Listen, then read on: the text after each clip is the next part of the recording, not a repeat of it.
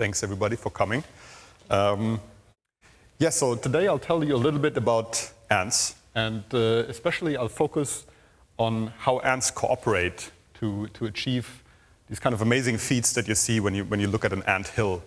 That kind of emerges from interactions between tiny little insects, and often thousands of them, hundreds of thousands of them, sometimes millions of them. But I'll also, towards the end of my talk, I'll tell you a little bit about the fact that despite this amazing level of cooperation that you see in ant societies, you also can have conflicts in ant societies that sometimes erupt, and they can actually kind of jeopardize the cohesion of ant societies. So this amazing cooperation in ant societies actually goes to such an extent that people have made this analogy repeatedly of ant societies and organisms, and I'll tell you in a minute why. But this was first suggested by William Morton Wheeler, who was a famous ant biologist who worked at Harvard. And this is an idea that's actually still very much alive. Like recently there was a book published, The Superorganism, which also refers to ant societies by two other very famous ant biologists, Ed Wilson and Bert Höldobler. And you can see that now we went from the ant colony as an organism to a superorganism, so it gets even more spectacular within a century or so. But basically the idea is that in both organisms, so multicellular organisms and ant societies, from an evolutionary perspective, the way they evolved and the way they arose, there's actually some very striking parallels. So there are actually really some kind of fundamental organizational principles that the two have in common. So in both cases you had smaller entities that came together to cooperate to form larger entities. So you had cells in a multicellular organism that came together and somehow formed this bigger creature. And in ant societies, you have many little individual insects that come together and they cooperate and they form something that's kind of a larger entity that's more than the sum of the parts. In the course of this evolutionary transition, the formerly independent smaller entities, they became differentiated. So in ant societies, you can see this up here. This is are the different castes, the different female castes of an army ant colony, and I'll tell you more about this in a minute. You have the queen, and then you have the different workers, and you can already see the queen looks completely different from the workers. If you would find these in your backyard, say, you wouldn't think that that's the same insect as these guys here, right? The queen is actually the biggest ant. It can be up to 2 inches, even a little bit more than 2 inches. And there's no genetic differences or anything. They really arise from the same egg initially, and then it only depends on how the ants feed the developing larva, the maggot that hatches from the egg. And even within the workers of the ants, which are also female, just like the queen, you can see a lot of differences. So you have these very big ants that are soldiers that defend the colony, and you have very small ants that usually are in the nest chamber and they take care of the young. But essentially something very similar happens in multicellular organisms. You get this division of labor between cells, and the cells differentiate into different tissues and they form different organs, but genetically they're all the same. Another striking similarity is that now these individual parts, they cannot replicate independently anymore. So they really get integrated to an extent that they're completely dependent on this bigger structure, on the bigger unit.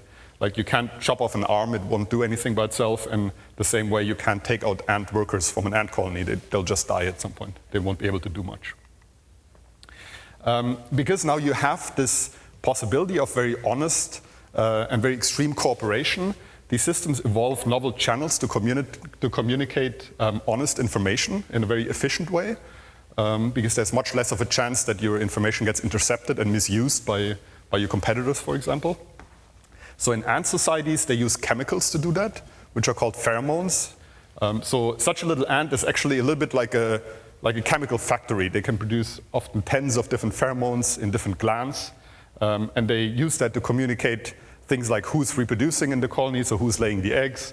They can propagate alarm pheromones to elicit an alarm response in the colony. They can lay trail pheromones to recruit ants to different food sources, and so on, many different pheromones.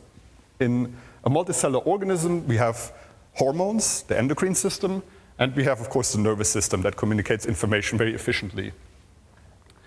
And then towards the very end of my talk, I want to talk about one maybe a little bit surprising factor of this that comes along with this extreme level of cooperation, And that's that in some cases, the smaller level entities, they can actually disrupt the larger entity. And in humans, you all know that sometimes cells can develop into cancer cells, and they can kind of put a danger to the organism as a whole, because they don't behave anymore in a way that's in the interest of the organism. And we will see that in ant societies, something similar can happen every now and then. Because they are such great cooperators, ants have actually become ecologically extremely successful. So wherever you go on this planet, if you're on land at least, usually you'll see ants, unless you go to the North Pole or the South Pole. But these, to illustrate that, I just put up two pictures here, like and they are both aerial photographs, so they're taken from a plane about 1 kilometer above the ground. And what you see here, that's a picture of the Chaco region in Paraguay. And these dark green dots are palm trees, but these little white dots here, they are nest mounds of a leaf-cutting ant that's in the Paraguayan Chaco. And these nest mounds, they can be about 10 to 15 meters wide in diameter. So extremely big nests, and a lot of them. So they're very, very dominant in this ecosystem. And this is just another picture, this time of the Sonoran Desert, that's in the vicinity of Tucson in Arizona. And these white dots here are harvester ant nests.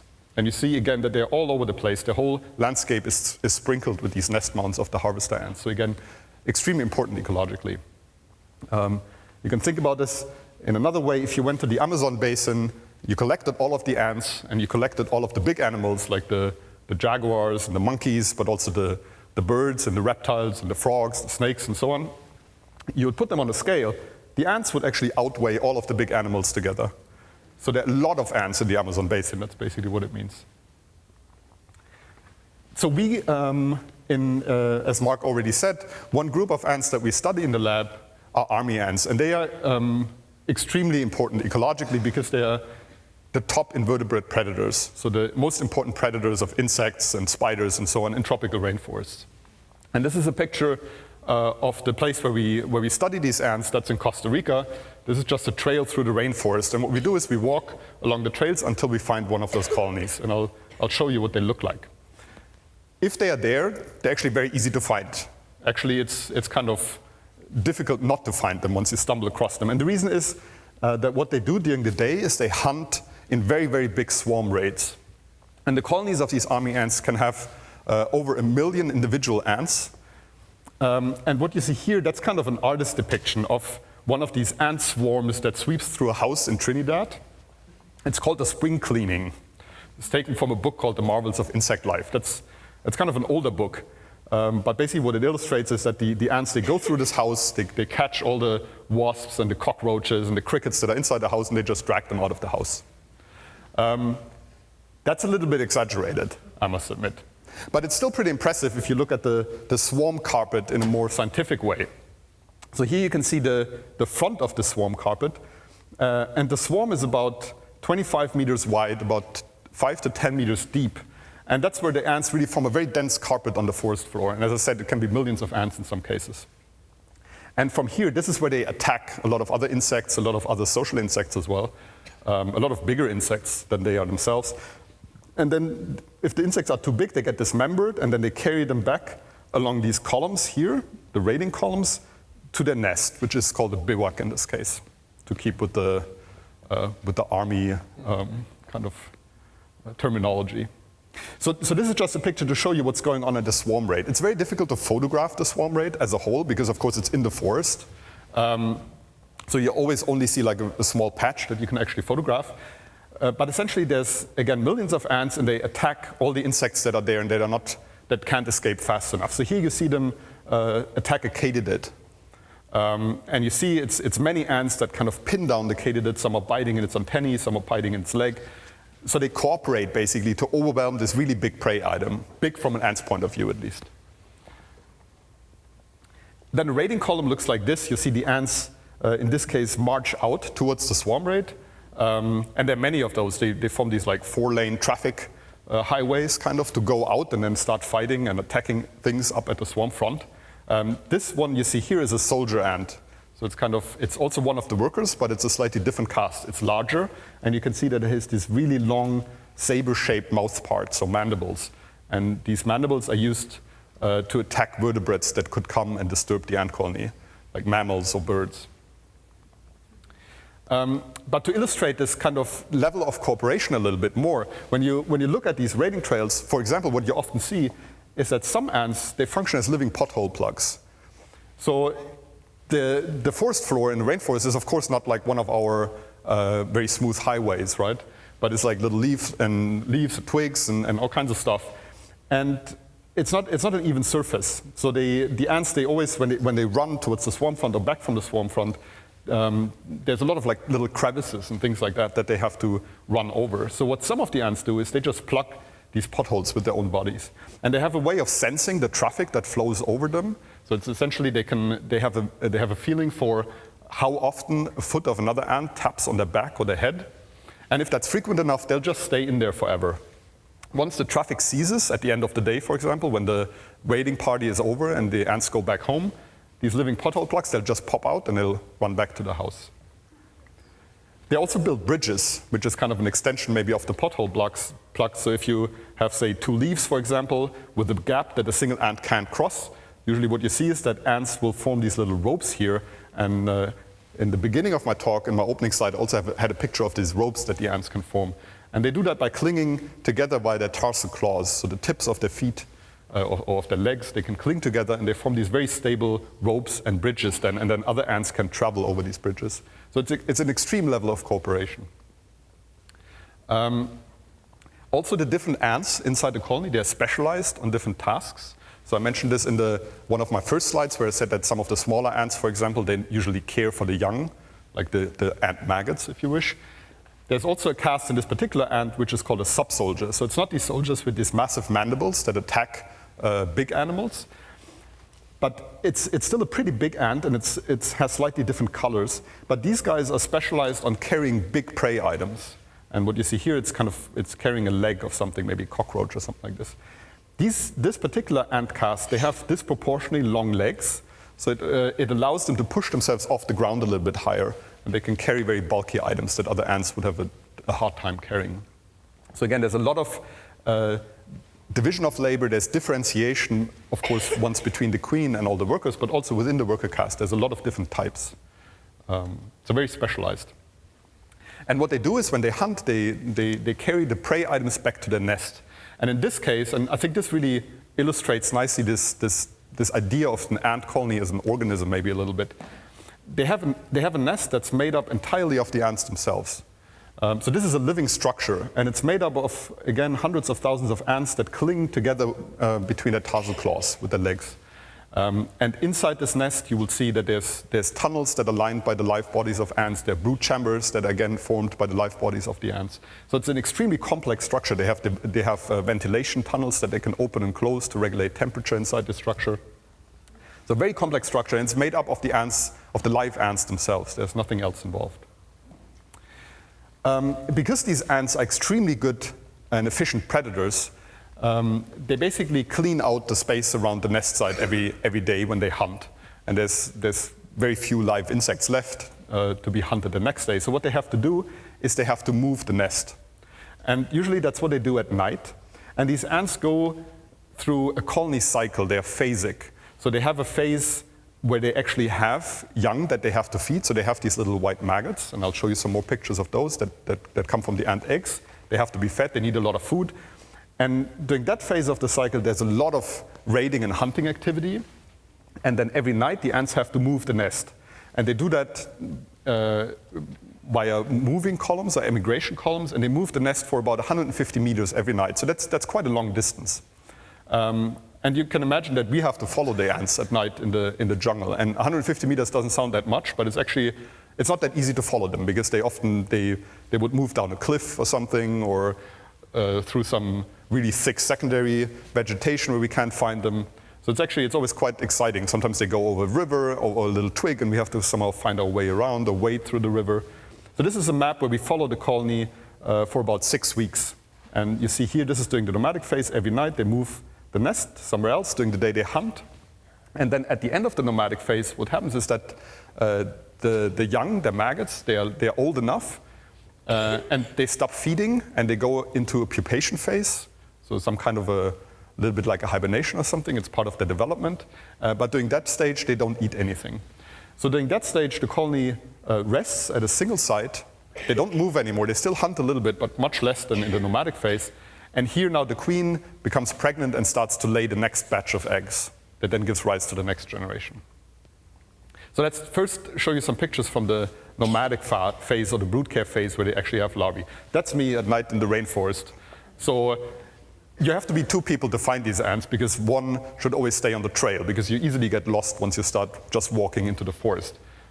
We usually do this now with GPS, but even then it's actually not so easy. So often there's one person outside, somebody who works with me in my lab, and then when the other person finds the nest, we start shouting to find like the fastest way out. So you just walk towards where you hear the voice come from.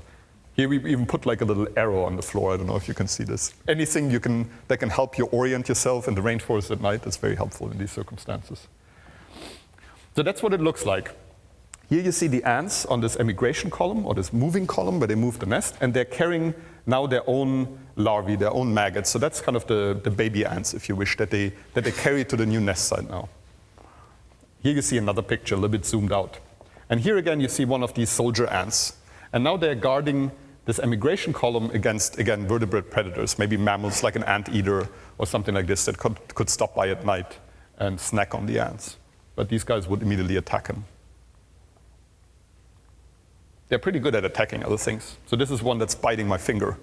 And you can see that it got angry with me for some reason. And they're very good. They have these saber-shaped mandibles they kind of bite you with, but they also have a stinger at the rear end. So they use that kind of as leverage to really smash in their stinger and inject venom. So it can actually be pretty painful, especially if you get not stung by one or two, but maybe 100 or something like this. Because you sit there at night, right? You're watching them and you have to be close to them. So it's basically you can't avoid it. So if you sit there long enough, and these emigrations in which they move the nest can often last for 8 hours, sometimes 10 hours. And if you sit there long enough, at some point you'll notice that more and more of these soldiers come up. So now in this picture, you can already see maybe 7, 8, 9 soldiers or something, even more here in the background. It's always these ants with the ivory-colored head. And in the colony as a whole, they're not that frequent. Maybe 1 in 1,000 ants is a soldier. So here they accumulate. And that's really a good sign that something very important for the ants is going to happen, because they really they draw their defensive forces all to one spot now. And if that happens, you can be pretty sure that what's going to come next is that the queen is going to walk past. And I don't know if you can see her that well. She's here on the left side. Here's her head. Here's her thorax or her chest, and here's the abdomen. And you see now there's a massive mass of ant soldiers that are protecting her. Here I've kind of taken her out in an heroic attempt to provide you with a bigger picture. So here she is, and you can see that she's much bigger than the other ants. So again, there's this extreme form of specialization. So she is the mother of all the million ants in the colony. She's the only ant in this colony that ever lays an egg. All the other ants are completely sterile, just like the cells in your arms. They only perform tasks that contributes to colony function. They have nothing to do with reproduction. It's all on the queen. She lays all the eggs. And that's also, of course, why she's so important. If you would take the queen out or kill her, or she would get lost, the whole colony would die, basically. They have no way of replacing the queen. And here you can see her with her entourage of bodyguards moving past. And you see that after that, it's pretty empty. They don't care anymore. They're all on top of the queen and moving past. So this was the nomadic or the brood care phase, where, as we've seen, the ants move the nest every day, every night, because during the day they have to hunt and they need to move to new hunting grounds at night. During the reproductive phase, now, the queen actually becomes pregnant, and she looks like this now, completely blown up. She has this like big white abdomen, and here on top you can see another worker sitting, so you can see how big the size difference really is. And now within a few days, she lays a few million eggs. So she has an extremely high egg laying rate. What you can also imagine is that, of course, in this stage, it's impossible for the ants to move the queen. The queen can't walk, and the ants also can't carry her because she's so big and so blown up, basically. So during this phase, when the ants, or when the queen lays new eggs and the colony reproduces, there are no emigrations. The nest doesn't move. The nest is always at the same spot, and now it's at a very secluded space. Now it's usually high up in a tree or maybe in an animal burrow below ground. So you can't see it anymore the way that I showed you in one of my earlier slides, where it was just suspended from a fallen tree trunk. So this phase lasts for close to 3 weeks. This one here lasts for close to 2 weeks. So we did a lot of studies on these army ants in the field about like how they hunt, how they cooperate. But of course, at some point you're limited, right? Imagine doing experiments with an ant species like this. It's basically impossible. You can't manipulate them, and you have to follow them at night at the rainforest. How are you going to follow more than maybe 2 colonies at a time, right? Then you're going to lose them. So it gets very stressful. It's very difficult to do any kind of experiments with them. And imagine keeping something like this in your lab. That's really the last thing you want to do, right? They're just going to wipe out everything here. So as an alternative to this, we started working with a much smaller ant that's very closely related to these army ants. And they have a few big advantages for us as scientists that allow us to do really very precisely controlled experiments with them. So they're much smaller. The colonies are also much smaller. We can keep colonies with a few hundred ants or even less. And we can keep them in little Tupperware boxes, like an entire colony. And the species is clonal, and they have no queens. That sounds a little bit boring at first, but for us it's really great because it means that we can keep colonies and we don't need a queen in every colony. So we can really keep many colonies independently. And the workers are the ones that lay eggs in the species. So that makes the whole system very flexible. And because they're clonal, it also means that everybody in the colony is genetically identical. So for example, for us it's very helpful if we want to do behavioral experiments with them because we really know what the genotype is like, and that's very important. But it also means that, for example, we wouldn't expect social conflicts really, and I'll talk a little bit more about that later, because from a genetic perspective, they all have exactly the same interests. The first thing we were really interested in with this model is to figure out how this cycle works, because it turns out that these ants in our little petri dishes also undergo the exact same cycle between reproducing and then foraging and moving the nest as these big army ants in Costa Rica do. So here you can start to figure this out. Here I'll show you just a picture. So basically, the whole colony goes back and forth between a reproductive phase. So that's when the ants in Costa Rica, when the queen becomes pregnant and she lays eggs and the nest is not being moved anymore. And then the brood care phase, where the ants don't lay eggs, they forage a lot, and they move the nest every now and then. And this is what it looks like in the lab. So we have 2 Tupperware boxes. This is basically, in both pictures, it's exactly the same colony. But here the colony is in the reproductive phase. And you can see that here this black mass is all the ants. And the white stuff sprinkled in between is the ants' maggots, basically. And you see that they're all clumped up in the nest chamber. And there's not a single ant that's walking around outside. In the brood care phase, you can see that it looks completely different. Now this clump of ants inside the nest chamber is much more loosened up. You can't see any maggots, and everybody is, or like a lot of ants are outside now foraging and walking around. So they change their behavior in exactly the same way as these big army ant species in Costa Rica do. So now we could do manipulative experiments and figure out what exactly controls the cycle and what exactly induces the ants to perform one behavior or the other. And it turns out that one thing that's really important in regulating the cycle, and at the moment we actually think it's the only thing that's really important in regulating the cycle, is the larvae or the maggots, as I've been calling them, these little white kind of baby ants that the ants carry when they move the nest that you've seen in the earlier picture. So this is a very simple experiment that I'm going to explain to you a little bit.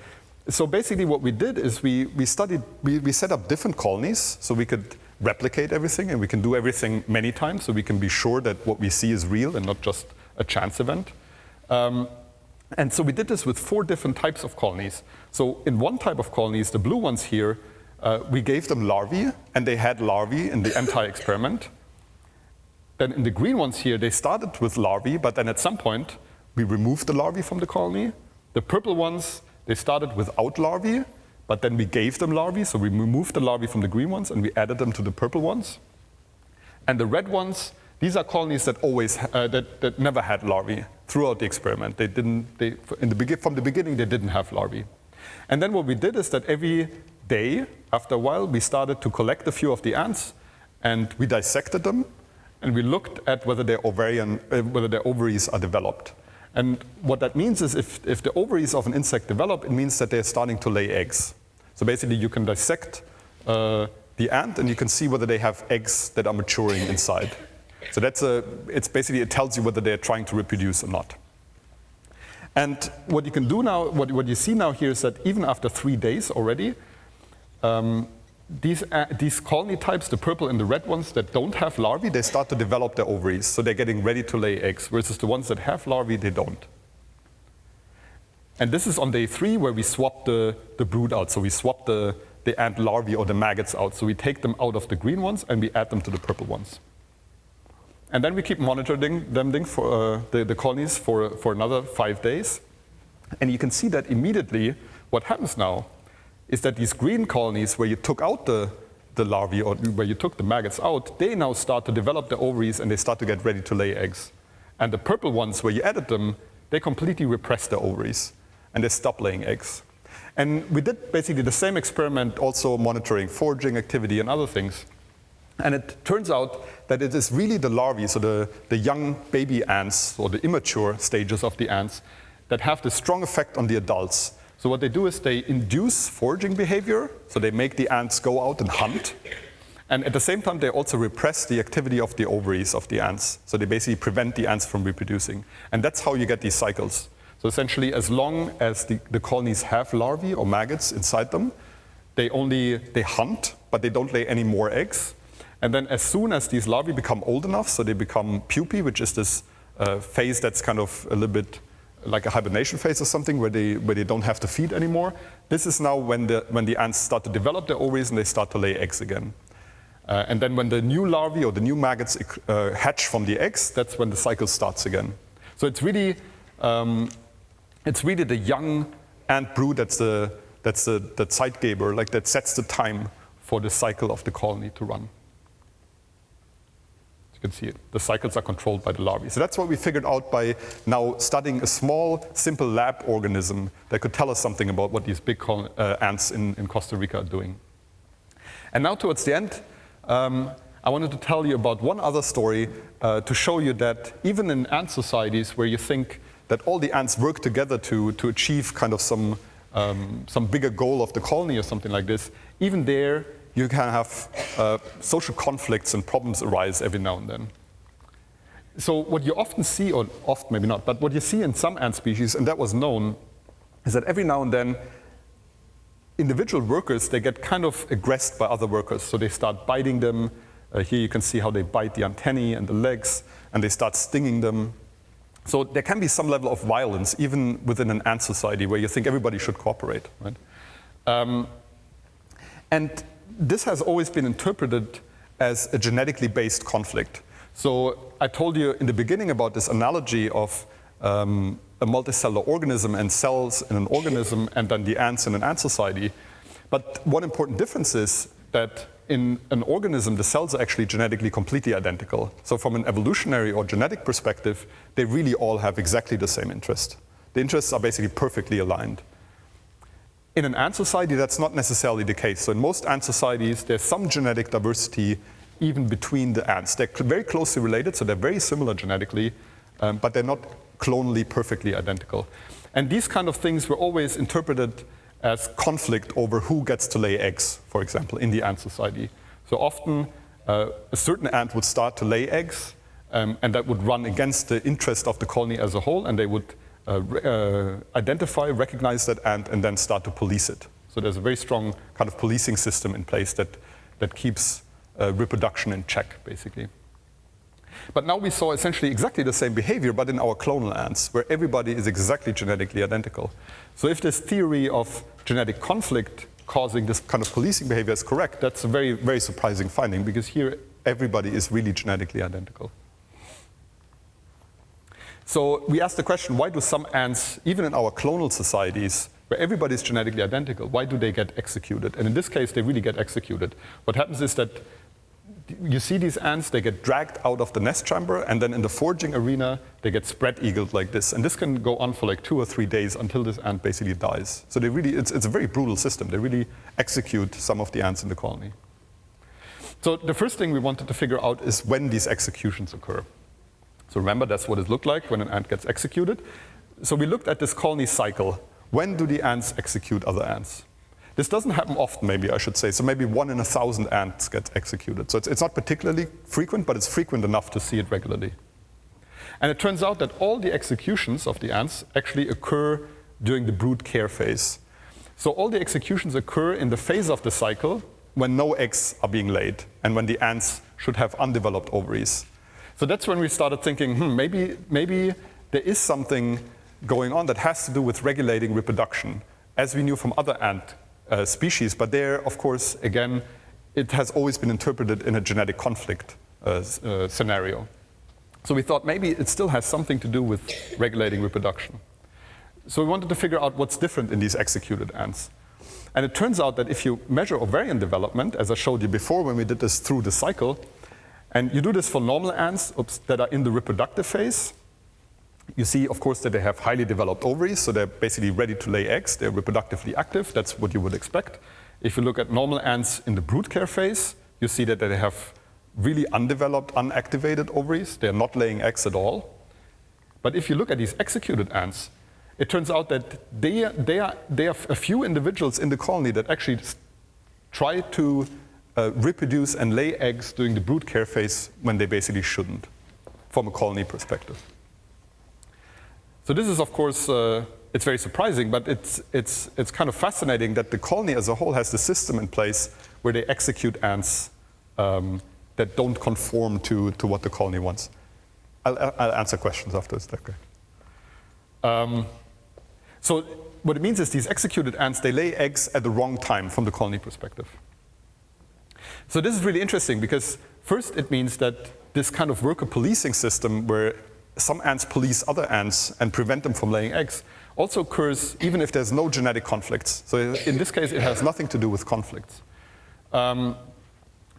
These executed individuals we could show, basically what the problem is with these guys is they can't respond, or for some reason they don't respond to these regulatory cues. So you can give them larvae and all the other ants respond by deactivating their reproduction, but these guys don't. So you can put them in the presence of larvae and they just don't react to the larvae. So this policing system in this case really serves to prevent egg laying at the wrong time, as I already said. And if we go back to this analogy with the ant society as an organism that I started this talk with, this is actually very interesting if you think about it. So in a multicellular organism, what you can sometimes have is that certain cells evade reproductive control or cell cycle control. So they don't respond to the cues of the surrounding tissue anymore that regulates when a cell should divide. And they start to divide in some uncontrolled way, and they can take over the organism. And of course, we call that cancer. And if you're a multicellular organism, you have to have a very good surveillance system in check. And of course, that's being done by your immune system, basically, that if everything goes well, can identify a cancer cell, can attack it with killer cells, and then destroy the cancer cell. So it seems like if you live in this ant superorganism thing, you need something very similar, or at least analogous to that. Because there's always individuals that for some reason are misregulated in the way they respond to social cues that control reproduction. And if these individuals are not being held in check, obviously they would take over the whole colony, they would disrupt the colony cycles, and the whole colony phenotype would change. So with that, I hope I could give you a few interesting facts about ants and social insects, and I've told you a little bit about why it has been suggested repeatedly that ant colonies, at least in some ways, resemble actual organisms. I've shown you that ants have different castes, so you can start with the same egg in an ant colony, and depending on how you raise the ant from the egg, so how you feed the ant maggot and so on, you can actually turn them into very, very different individuals. You can turn them into a queen, you can turn them into a soldier, or you can turn them into a tiny ant. And depending on which caste you belong to, you do very different things in an ant colony, a little bit like different cell types in an organism. Ants show extreme forms of cooperation. I've shown you the living pothole plugs, and I've shown you the living bridges. I've shown you the bivouac nest made up of ants entirely. I've shown you how they hunt in big groups. So they show extreme forms of cooperation. And I've also shown you that ant colonies, despite this extreme form of cooperation, they still need something like an immune system because they are things that get misregulated in the colony, and that can be a problem to the colony as a whole. And finally, I want to point out that you probably don't want to live in a society that's like an ant society. imagine as soon as you'd start to do your own stuff, only a tiny little bit, like in this example I showed you in the last slides, you just get executed. The ants don't care, right? So it's actually not a good idea to live in anything that resembles an ant society. And with that, enjoy Science Saturday, and thanks for coming. And we have an ant booth on the second floor if you haven't seen it yet. We have a few ant farms there, and Romain from my lab is up there, and he's going to also help answer questions, and he has more ant stories to tell. And of course, you can ask me any questions you want. Thanks. Yeah. So I'd like to start by thanking Daniel for a fascinating talk. We weren't going to have questions because we know a lot of you want to go see the booths, but there was one in the front row. Maybe we'll take 2 or at most 3 questions, and then everybody can get going. Why are they executed if they're sterile? How would they pose a threat? Yes. So the question is, in the large ant colonies we study in Costa Rica, I said that the workers are sterile. So he asked me how does it come that they get executed? So there's a big difference. I told you about this little species that we keep in the lab and how we use it as a model species to understand these bigger army ant societies, but of course there are very important differences. So in the army ants in Costa Rica, the big species, only the queen can lay eggs. And it's the queen that responds to the signals from the larvae or from the maggots. That it's only the queen that develops and then regresses her ovaries. So that's why she looks completely blown up in one phase and completely retracted in the other phase. So there's far less of this policing going on because the workers, they are sterile. So there's not much you have to police. It's actually not entirely true. There are cases where policing has to happen in these colonies as well. But it's far less frequent. In the guys that we studied, that's where they don't have queens. So everybody can lay eggs. And that's, of course, it's a big difference, right? So policing is much more common in these kind of guys because you have to much more tightly regulate the reproduction. So the question was whether the queen ant also has the dagger mandibles, the saber-shaped mandibles, like the soldier ant has. And she doesn't. So the queen ant is actually very defenseless. She's not very good at defending herself. She's very slow. She can't walk that fast. She's too big. She's too fat. So if you would take the queen ant out of the colony, she wouldn't be able to do much other than lay eggs. So that's why she needs the soldiers. But the soldiers are really specialized on defending the queen and other ants in the colony. But the queen doesn't have these big mandibles. She does other things. So the first question was whether the queen ant can move around when she's in the non-reproductive phase, when she's not blown up. And yes, she can. So on some pictures I showed you where she's kind of contracted. She can actually walk. Every night in these emigrations, she walks for like 150 meters over the forest floor. There's always workers around here who kind of help her a little bit when she gets stuck, but she can walk. When she's like fat and blown up and laying eggs, she can't walk. She can like make a few steps, but she can't really walk, and the ants can't move her. The second question was if all the ants are female, and that's a very good question. How does the queen get fertilized? So in an ant colony, if you see like in the summer you walk around and there are ants on the pavement, these are always worker ants, and they're all female, and the queen is female as well. But about once a year, sometimes you see winged ants. I don't know if you've ever seen winged ants. And you also sometimes see them on the pavement walk around, but it always lasts for like a few hours maybe. And that's basically when the colonies produce new queens, and that's the only time of the year when they also produce males. So the new queens have wings in most species, and the males have wings in most species. So these leave the nest, they fly out, they have like a mating swarm, and that's when the queens mate with the males. But the males actually only live like very, very shortly. As soon as the males have mated with a queen, they just die. So the males in ants are really only there to mate, and then that's it. All the ants that you usually see that people think about as ants, these are all female workers. So the males only come during very brief periods in the year, and then they fertilize the young queens, and then the young queens found the new colonies, start producing new workers, and the males just die. One more reason not to live in an ant society. One, for us at least. Or, yeah. I was wondering about the clonal ants, the C. viroid. So when they reproduce against the cycle, could that be caused by a genetic mutation? Yeah, so we've been wondering about this, of course, in the beginning, and it's not. So these things pop up. I said they're not particularly common, but about 1 in 1,000 gets executed. That's way too frequent for a genetic mutation. And we can we can talk about this more. You can do DNA sequencing on these guys, and it turns out that they're genetically just as identical as everybody else is. So it seems like there's some non-genetic misregulation going on in the way that genes are expressed in these workers, and that's what causes this strange phenotype. It's a misregulation of genes. It's not a difference in genes. Yeah. We don't have this sense of selfishness. I was wondering if ants also have that same thing, but then again, they kind of execute. Yeah. So altruism is kind of an extreme form of cooperation, right? And basically, ants and other social insects, they take this altruism to the extreme, right? So the most extreme form of altruism from an evolutionary perspective is that you don't reproduce, right? Because if you think about it from an evolutionary perspective, what counts is like how many offspring you leave behind, right? Now in these ants, if you look at an ant colony, like the ones in Costa Rica, you have one ant that reproduces, the queen, and then you have 1 million ants that are completely sterile and never reproduce. So that's really the most extreme form of altruism.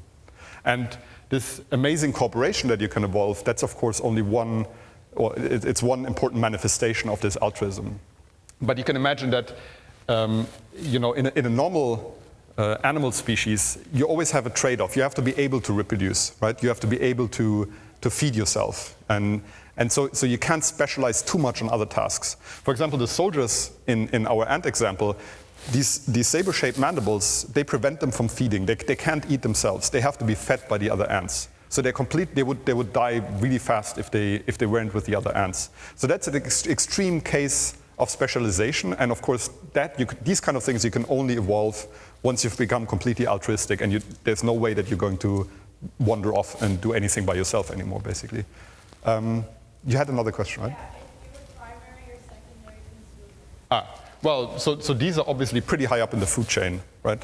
So the army ants, they usually feed on other insects, and they hunt, and they also attack other ant colonies. So a lot of them are actually specialized on overwhelming other ant societies of other ant species and stealing their brood and their larvae and eating those. So they're clearly very high up in the food chain. You? Yeah? I know that some queen ants have wings, but do they cut off their wings? So they lose their wings.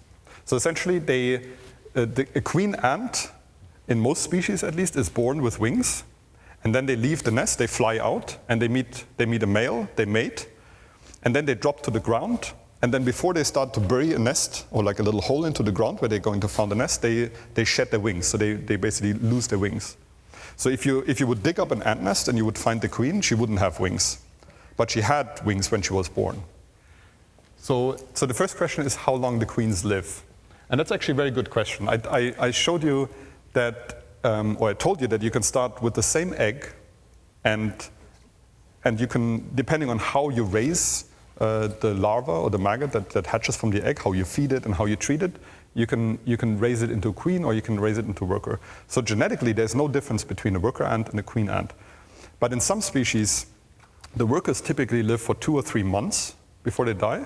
The queens can live for up to 30 years. So there's extreme differences in the lifespan between the worker ants and the queen ants. And that's part of these differences in phenotype and how they look like, how they behave, and the differences in reproduction. So ants have really taken this to an extreme. And the second question, I think, relates to that, right? Like how you can make a queen ant. And that's exactly the thing. So you start with an egg, and at that point, at the egg stage, it can go either way. You become a queen or you become a worker. It all depends on how the ants in the colony treat you and feed you, and what they feed you and how much they feed you as you grow up, basically. So that's kind of the switch that determines what you'll be as an adult ant. Okay, Right. I'll be here for a little bit if you want to ask more There are questions. plenty more questions, but Daniel will be happy to answer them. He also has a booth. Let's thank him one more time.